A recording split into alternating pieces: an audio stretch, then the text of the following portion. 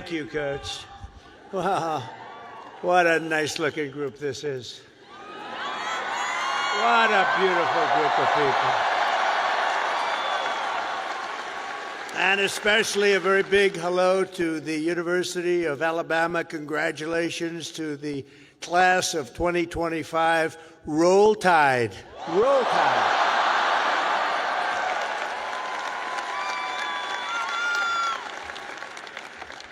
There are things that happen in life that are very important, and you always remember where you were when they happened. As a student at Alabama, you'll always remember where you were when your head coach, Nick Saban, retired. Remember that? Because he's done such a fantastic job. The last time I was here, and that's true with Nick, what a great coach. Let's bring him back. No, you have a good coach right now, though. You have a good coach right now. He was great. But the last time I was here, the Crimson Tide beat the Georgia Bulldogs 41 to 34. I was here. I got to watch it. That was some game. Today, it's my pleasure to return to this campus as the first president ever to deliver the keynote commencement address to this truly great American university. It's a great school. And there's nowhere I'd rather be than right here in Tuscaloosa, Alabama, Titletown, USA. That's what it's become. Today, we're talking about a powerful speech that reminds us all what it takes to succeed. Hard work, thinking big, loving what you do, and having the courage to stand as an outsider when the system is broken. This isn't just about business. It's about America, about freedom, and about the values that make this nation great. Before we dive in, make sure you subscribe, hit the like button, and share this video with every patriot you know. The more we spread this truth, the stronger we become.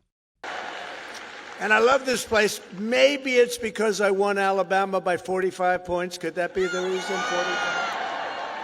You know, the way they say, the polls have closed in Alabama. Trump has won Alabama immediately. It was very quick. It was very, very quick and nasty. That's what we like. They put all 7 of your commencement ceremonies, I don't know if you know this, but they put them all together, first time ever, so I better do well, or I'm in big trouble.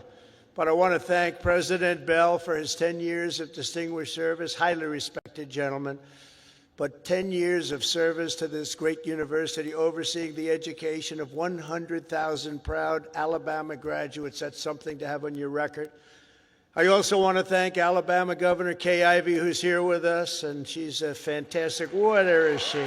Where is she? She's around here someplace. She's here. I just took a picture. I said, you're doing a great job, along with the very wonderful man, a friend of mine, Senator Tommy Tuberville. Where's Tommy? Tommy's great. When he wanted to run for the Senate, I said, well, you beat Alabama 6 times in a row. How can you run for the Senate? He said, well, I just look at him and I say, well, I was responsible for them getting Nick Saban. I said, that's a good reason. And he won. Very easily he won. But I'll never forget that. Thanks also to a wonderful person, Representative Lisa McClain, a great person, great, highly respected. Gary Palmer, Robert Adderholt, Dale Strong, Ronnie Jackson, Ralph Norman, along with Lieutenant Governor Will Ainsworth, Alabama Attorney General Steve Marshall, Alabama Secretary of State Wes Allen, great people, Alabama Senate President Pro Tem Garland Gudger, Chancellor Sid Trant, and members of the University of Alabama Board of Trustees. But most importantly, and they would agree with this, let's give a big round of applause to your incredible parents, grandparents, and family members.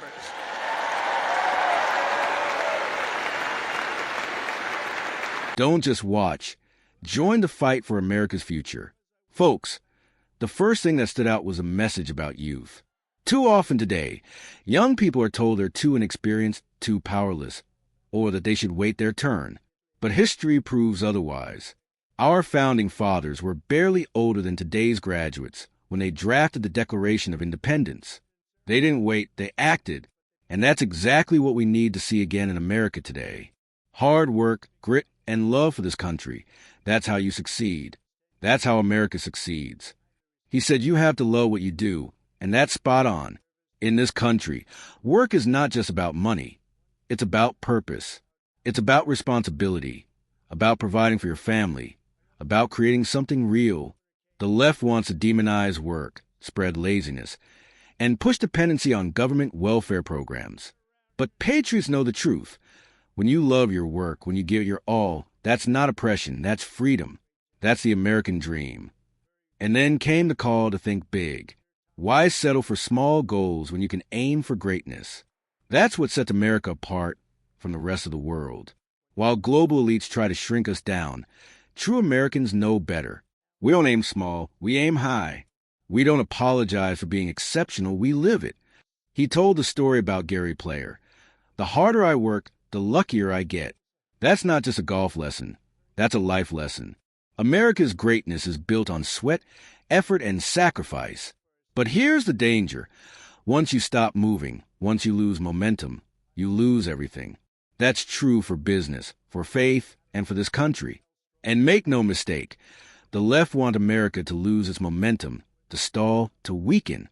But patriots, we can't let that happen. And here's the part that fired me up most. He said that if you want to change the world, you have to have the courage to be an outsider. Amen to that. Our founders were outsiders. Trump was an outsider. Real leaders don't bow to the system. They break it when it's broken. Change doesn't come from compliance. It comes from courage. And that's exactly what America needs right now. But here's what I'll add as a proud patriot. None of this means anything without values. Hard work, ambition, thinking big, all of it is empty without faith and love of country. America is different because we believe our rights come from God, not government. That's why we must defend our freedoms. Speech, religion, the Second Amendment. Because without them, the American dream dies. So here's the bottom line. Get off the sidelines. Stop waiting for someone else to fix things. Work hard. Love what you do. Think big. Keep your momentum. And don't be afraid to stand out. That's how you'll change your life.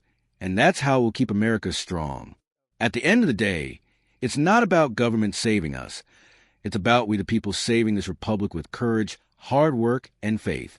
God bless you, and God bless the United States of America.